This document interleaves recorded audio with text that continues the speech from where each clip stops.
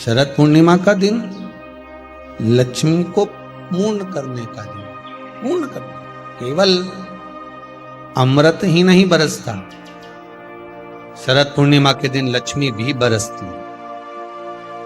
माता पार्वती जी ने संपूर्ण ब्रह्मांड में एक सिद्धता प्रदान कर दी कि अपने गोदी के लाल को, अपने गोदी के पुत्र को माता ने लक्ष्मी की गोद में देखकर लक्ष्मी को पूर्ण बना दिया। वो दिन कौन सा था?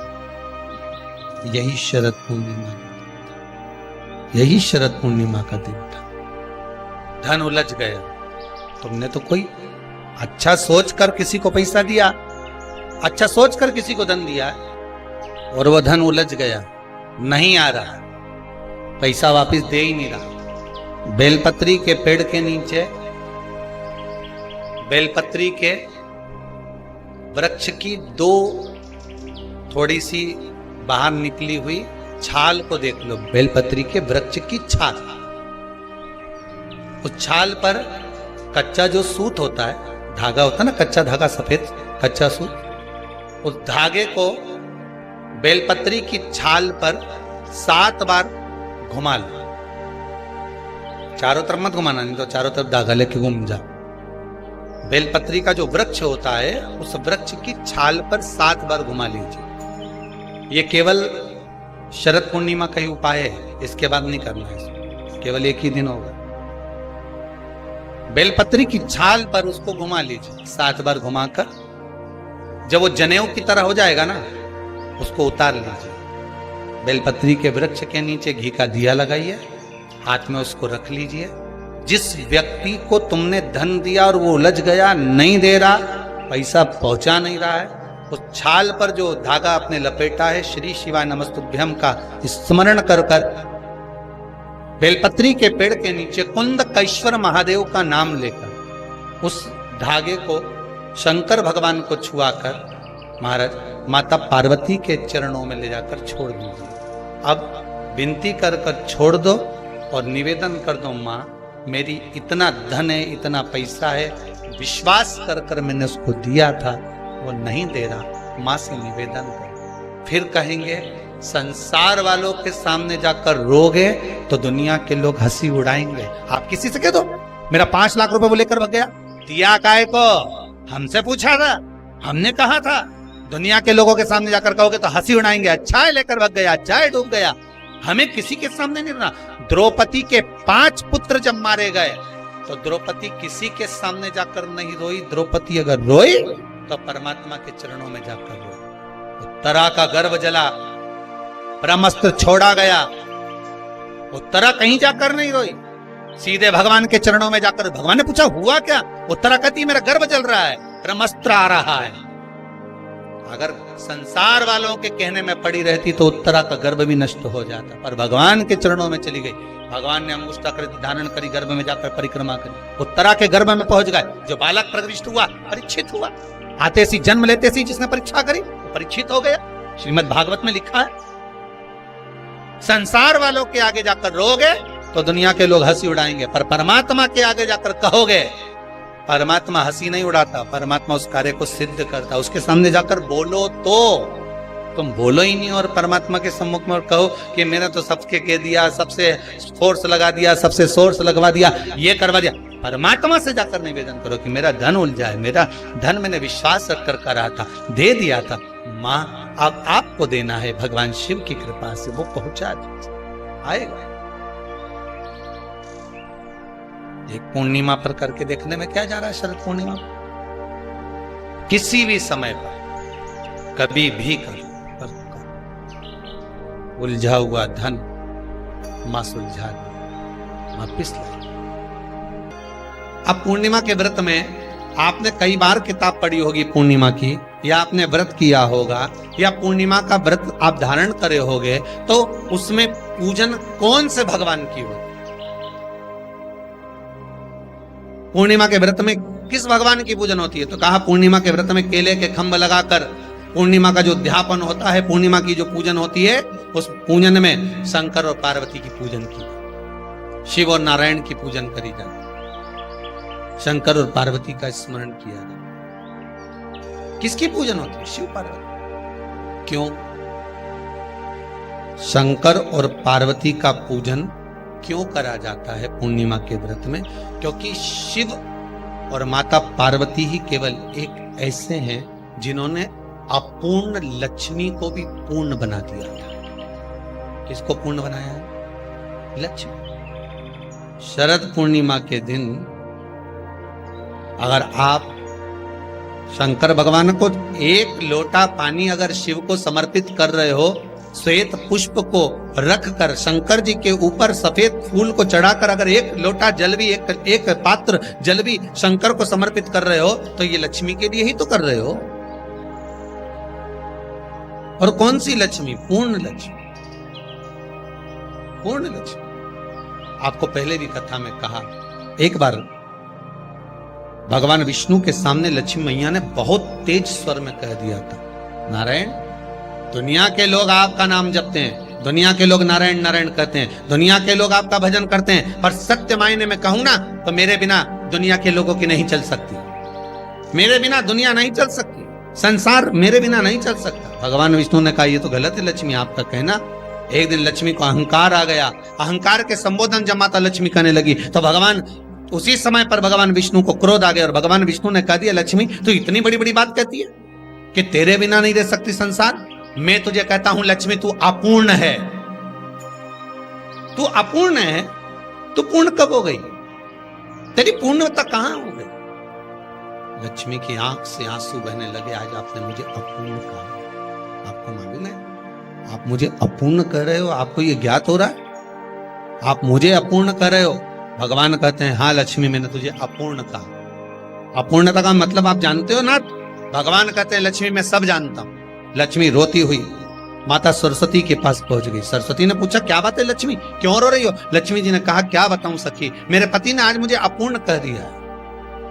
तो क्यों रो रही है तू? अपूर्ण अगर कह दिया, पति ने ही तो कहा है ना, तो क्यों रोना? चल मेरे साथ में। और सरस्वती मैया माता लक्ष्मी को लेकर सीधे पहुंच गई माता पार्वती के यहाँ। माता पार्वती के यहाँ जब पहुंची, माता पार्वती ने लक्ष्मी जी को देखा और सरस्वती को देखा तो पूछा कि बात क्या है, क्या हो गया ऐसा, क्या हुआ, क्या है ऐसा जो तुम दोनों आज मेरे पास में आई? क्या हुआ? पार्वती जी कुछ बोलती, शिव जी का ध्यान माता सरस्वती की ओर और लक्ष्मी की ओर गया और भगवान शंकर जान गए कि आज भगवान नारायण ने लक्ष्मी जी को अपूर्ण कहा है। अब देखें माता पार्वती क्या कर सकती है, इसको पूर्ण बनाने के लिए करेगी क्या? क्या हुआ? माता सरस्वती जी बोली, लक्ष्मी को अपूर्ण कर दिया। अपूर्ण कर दिया? हाँ, तो क्या सोचना उसके लिए, इसको मैं अभी पूर्ण बना देती हूं। माता जगत जननी पार्वती ने गोदी में विराजमान गणेश जी को उठाया और उठाकर लक्ष्मी जी की गोद में दे दिया। ले लक्ष्मी, आज से तू पूर्ण हो गई। लक्ष्मी, आज से तू पूर्ण। गोदी में जब तक संतान नहीं है तो नारी को लोग अपूर्ण समझते हैं। और माता पार्वती जी ने संपूर्ण ब्रह्मांड में एक सिद्धता प्रदान कर दी कि अपने गोदी के लाल को, अपने गोदी के पुत्र को माता ने लक्ष्मी की गोद में देकर लक्ष्मी को पूर्ण बना दिया। वो दिन कौन सा था? यही शरद पूर्णिमा। कौन सा दिन? आवाज पकड़ लो। यही शरद पूर्णिमा का दिन था। शरद पूर्णिमा का दिन लक्ष्मी को पूर्ण करने का दिन, पूर्ण करने। केवल अमृत ही नहीं बरसता, शरद पूर्णिमा के दिन लक्ष्मी भी बरसती है। कितना सुंदर बात है, जरा ध्यान दीजिएगा। अगर आप थोड़ा सा पूजन में चावल भूल गए तो आपके मन में आ जाता है कि मैंने चावल नहीं चढ़ाया। बोला आता है कि नहीं आता? शास्त्र कहता है, अग्नि पुराण में स्पष्ट किया गया, कितना भी पूजन का सामान बाजार से लिया और कितनी भी अच्छी पूजन की थाली जमा लो, अच्छे से अच्छा विद्वान भी पूजन की संपूर्ण सामग्री पूजन की थाली में रख ले, विद्वान से विद्वान ब्राह्मण जन हो, चाहे पूजन करने वाला एक साधारण सा मानव क्यों ना हो, वो पूजन की थाली में संपूर्ण सामग्री जमा ले, तो भी पूजन की सामग्री में पूजन करते समय कुछ ना कुछ रह ही जाता। अच्छे से अच्छा विद्वान भी पूजन की सामग्री में थोड़ा ना थोड़ा रह गया। अब मन में भ्रम उत्पन्न हो गया कि ये पूजन की सामग्री में क्यों रह गया, मेरे को ये चाहिए था, ये तो रह गया, मैंने तो ये चढ़ाने के लाना था, मैं तो ये भूल गई। उसका कारण क्या है? हमें लगता है कि त्रुटि हो गई, हमें लगता है कि गलती हो गई, पर शंकर भगवान से कोई पूछे, शिव के भगत से कोई पूछे कि पूजन की थाली में पहले के समय में लोग पूजन करने जाते थे तो क्या पूजन की सामग्री में साहित्य कम रह जाता था? हाँ, उसका कारण क्या था? भगवान कहते हैं कारण केवल एक है। मैं खुद पूजन की थाली में, भगवान विष्णु ने संकल्प लिया था कि 108 कमल के पुष्प भगवान शंकर को समर्पित करूंगा। पहले कथा में वर्णन किया, 108 कमल के पुष्प भगवान को दूंगा। जब आखिरी दिन महीने का पूर्ण होने जा रहा था, श्रावण के महीने का, भगवान ने एक पुष्प को निकाल लिया, उसमें पूजन की थाली में एक फूल कम कर दिया। अब आपको लगे, परिवार को लगे, कुटुंब को लगे, किसी को लगे, पूजा की थाली में पुष्प, पूजन की थाली में सामग्री अगर कम रह गई है तो आप ये विचार ना करें कि मुझसे गलती हो गई, मुझसे त्रुटि हो गई, भगवान रुष्ट हो जाएंगे। भगवान अपने भक्त से कभी रुष्ट नहीं होता। ये दुनिया के लोग कहते हैं कि अगर पूजन नहीं करेंगे, हमने ये सा नहीं करेंगे तो रुष्ट हो। नहीं नहीं नहीं, भगवान रुष्ट नहीं होता, भगवान कभी रुष्ट नहीं होता अपने भक्त से। पूजा की थाली में सामग्री नहीं है, उसका कारण क्या है?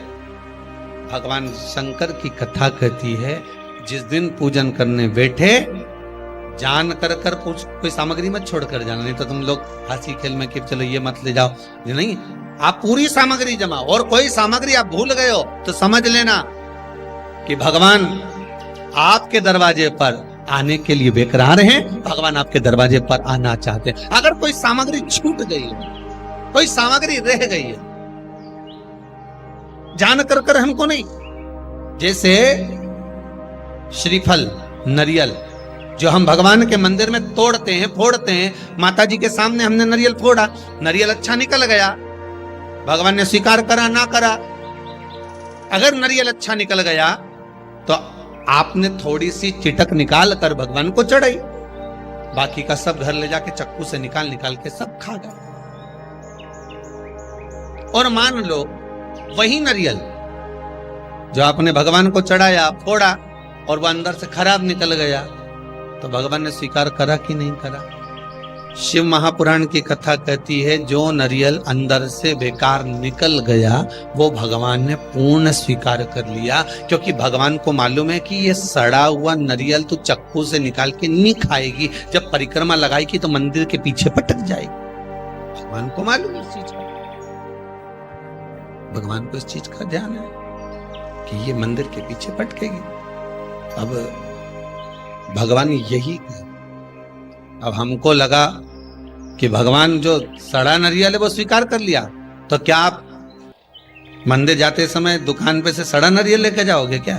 अरे बोलो तो, आप तो अच्छा बजा कर, पानी देख कर, खूब बजा बुजू के देख कर लेकर जाओ कि नरियल अच्छा होना चाहिए।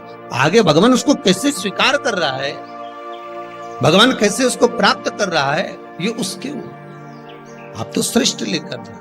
आप तो पूरी पूजा की थाली को लगाकर, पूरी पूजा की थाली को जमा कर, पूजन का साहित्य रखकर, पूजन की सामग्री को संपूर्ण जमा कर लेकर आप जाइए। कोई सामग्री रह जाए तो आप मन में उसके लिए खेद उत्पन्न ना करें, आप तो ये सोचें कि भगवान उसको स्वीकार कर रहा है और भगवान का मन है आज मेरे घर आना। आज भगवान चाहता है कि मैं अपने तेरे घर पर चलूं।